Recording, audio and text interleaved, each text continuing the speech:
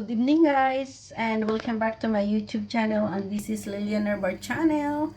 My vlog for today guys ay magluluto tayo ng opo na may sardinas guys.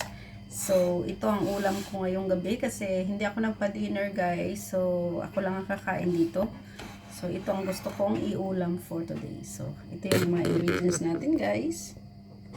So yan ang ating ingredients. Ito yung opo natin. Ito yung sardinas.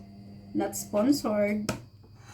Ito, may garlic tayo, onion, at saka leeks ito guys. Kung natira ko kahapon, hindi ko na inubos kasi marami naman sa pagluto ko ng pork. So ito, ano ko dito guys, ihahalo. So ito lang guys ang ating ingredients, at maglalagay tayo ng salt mamaya at saka pepper. So ito yung pepper, yung salt mamaya na lang kukuha. So mag-start na tayo guys. So, start na tayo guys. So, itong garlic natin.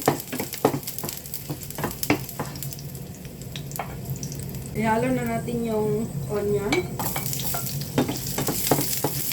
Tsaka yung leek. So, yung leek. Chinese leek ito guys.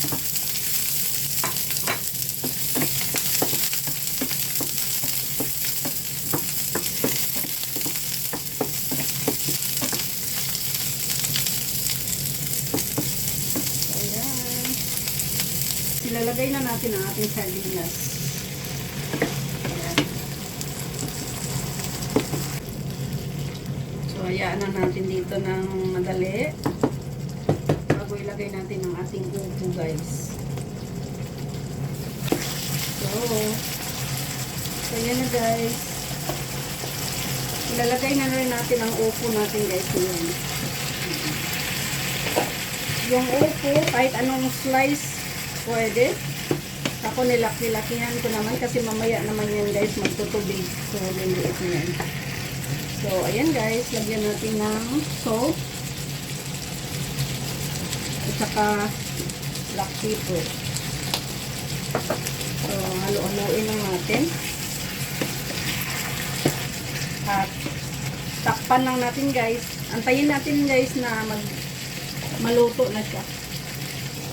Yan, antayin natin guys na maluto. Mabilis lang naman ito guys.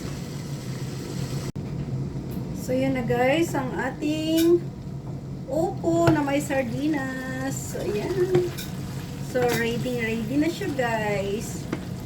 So ayan ang ating ulam for today. So yan guys. Thank you so much for watching.